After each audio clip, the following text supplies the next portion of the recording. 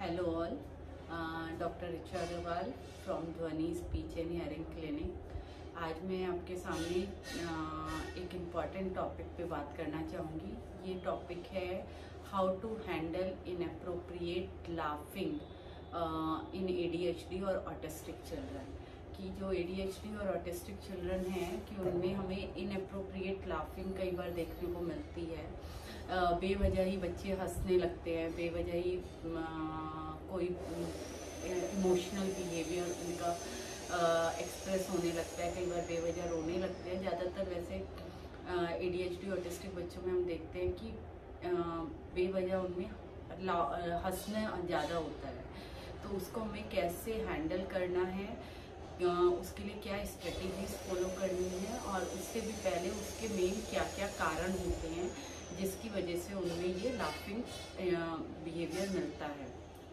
सबसे पहला कॉजेज़ जो है, कॉजेज़ ऑफ इनअप्रोप्रिएट लाफिंग इन बच्चों में सबसे पहला कॉज होता है अटेंशन सीकिंग बिहेवियर।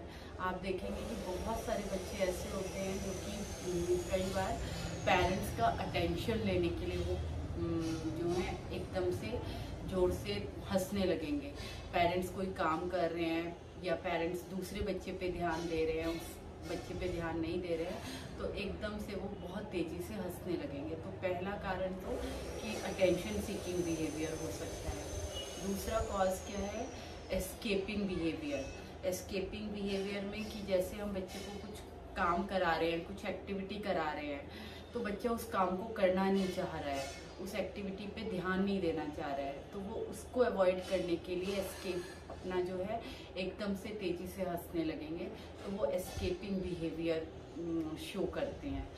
ये दोनों चीज़ें, तो इन दोनों कॉजेज़ में अगर इनमें से कोई सा भी एक कॉज है जो बच्चे का हम हंसने का कारण है, तो हमें इसके लिए जो सबसे बेस्ट स्ट्रेटेजी है, हमें इग्नोर करना है, बच्चे पे ध्यान ही नहीं देना। जब हम उसे इग्नोर करेंगे तो धीरे धीरे धीरे धीरे वो अपने आप उस चीज़ को, उस बिहेवियर को कम करता जाएगा।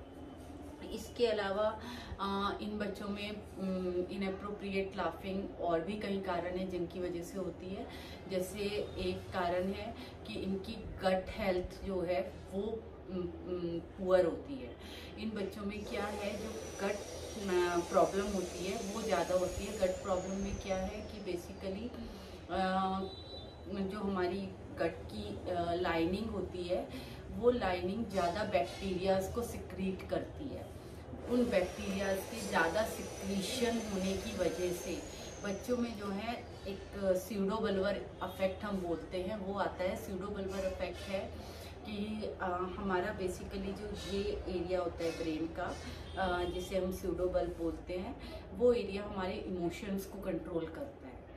तो आप देखेंगे कि कई बार कोई एडल्ट पेशेंट केसेस भी जो होते हैं, एडल्ट पेशेंट्स होते हैं, उनमें कई बार किसी भी वजह से चोट लग गई, ब्रेन इंजरी हो गई, स्ट्रोक हो गया, और अगर ये एरिया अफेक्ट हुआ है तो उनमें भी इमोशंस जो है वो डिस्टर्ब हो जाते हैं।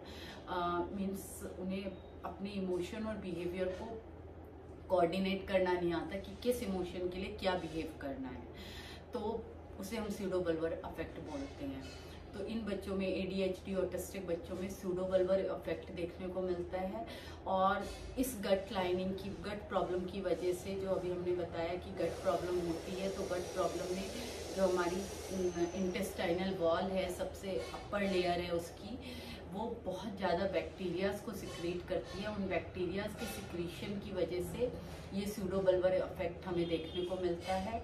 तो उसकी वजह से भी जो है बच्चों में इनअप्रोप्रिएट लाफिंग जो है, इनअप्रोप्रिएट इमोशंस दिखने लगते हैं। तो ये तो है हमारे कॉजेज़। अब इन कॉजेज़ के साथ साथ अब हम जो दूसरे टॉपिक पे बात करना चाह रहे हैं कि वो इन को हमने कारण जान लिए, लेकिन इन बच्चों को हमें हैंडल कैसे करना है, क्या स्ट्रेटजीज, क्या टेक्निक्स फॉलो करनी है इसको, इनअप्रोप्रिएट लाफिंग को, इनअप्रोप्रिएट इमोशन को, बिहेवियर को सही करने के लिए। तो सबसे पहला है कि आपने सुना भी होगा, अभी बहुत सारे हमारे एनवायरनमेंट में, आप पीडियाट्रिशियन के पास जाएं तो काफ़ी लोग बोलते हैं कि ग्लूटेन फ्री डाइट लीजिए। तो इन बच्चों को हमें actually gluten free, casein free diet देनी है, जैसे हम GFCF डाइट, फ्री डाइट बोलते हैं।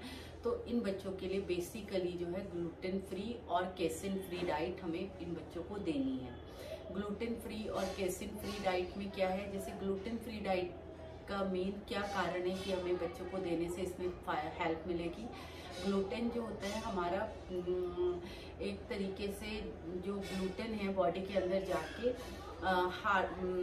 हार्मोन को सिक्रीट करता है, पेरिडॉक्सिन हार्मोन को। वो हार्मोन जो है बैक्टीरिया, जो हमने अभी बात की थी कि गट प्रॉब्लम में जो हमारी वॉल है वो ज़्यादा बैक्टीरिया सिक्रीट करती है, तो वो और बैक्टीरिया के फॉर्मेशन को बढ़ा देता है। और ऑलरेडी इन बच्चों में बैक्टीरिया का फॉर्मेशन ज़्यादा हो रहा है, ज़्यादा सिक्रीशन हो रहा है। तो जब ग्लूटेन वाली डाइट वो बच्चे लेते हैं तो वो बैक्टीरिया का फॉर्मेशन और ज़्यादा हो जाता है, जिसकी वजह से बच्चे में जो है सूडोबल्बर इफेक्ट भी देखने को मिलता है और उनके जो इमोशंस हैं वो बिहेवियर के अकॉर्डिंग नहीं रहते, इमोशंस और बिहेवियर इनअप्रोप्रिएट हो जाते हैं।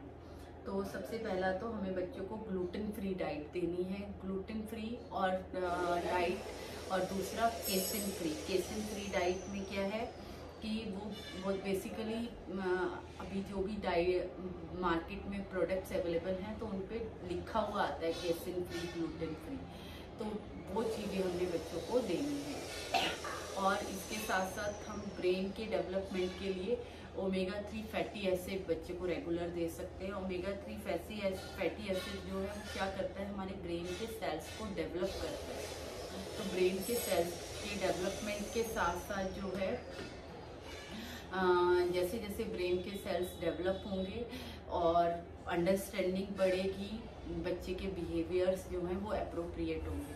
दूसरी चीज़ हम ये भी देखते हैं कि जैसे जैसे बच्चा बड़ा होता जाता है, बच्चे की अंडरस्टैंडिंग बढ़ती जाती है, तो बच्चे में बिहेवियर्स अपने आप भी अप्रोप्रिएट होने लगते हैं। तो नॉर्मल थेरेपी जैसे हम बच्चे को देते हैं, स्पीच थेरेपी देते हैं, तो उसमें हमें बच्चे को सिखाना है कि इमोशंस सिखाने हैं।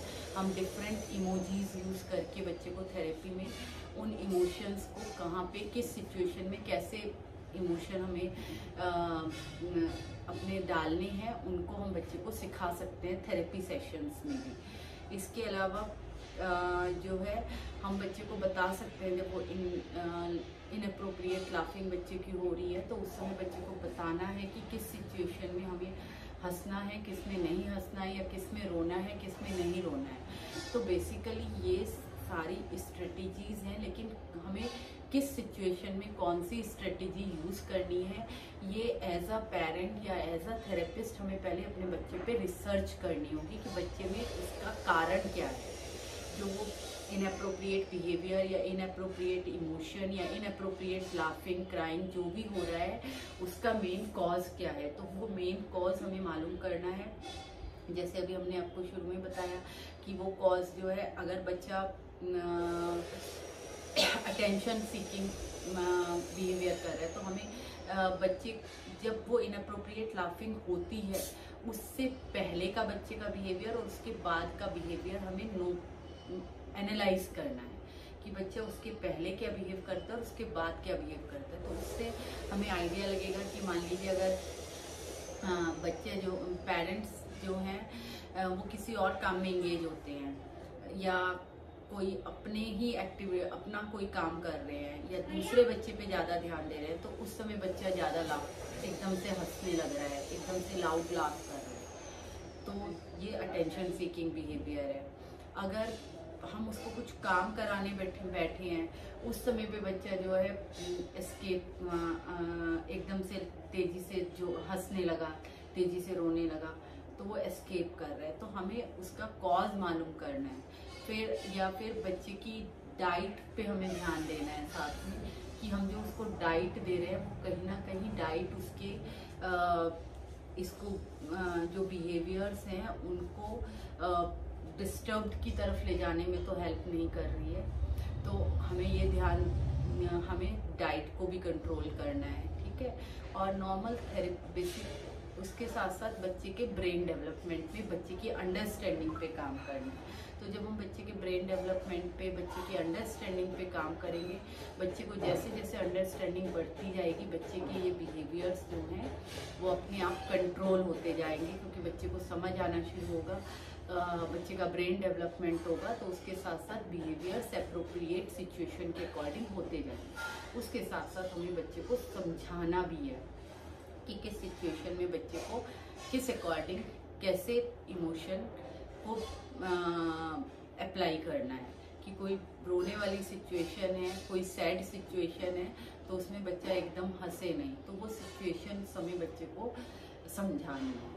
तो आज के लिए इतना ही, और मैं आशा करती हूँ कि आपको इस वीडियो से काफ़ी इन्फॉर्मेशन मिली होगी, जिसको आप अपने बच्चे के साथ अप्लाई कर सकेंगे।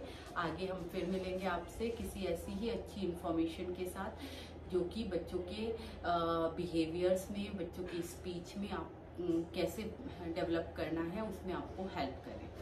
Thank you all.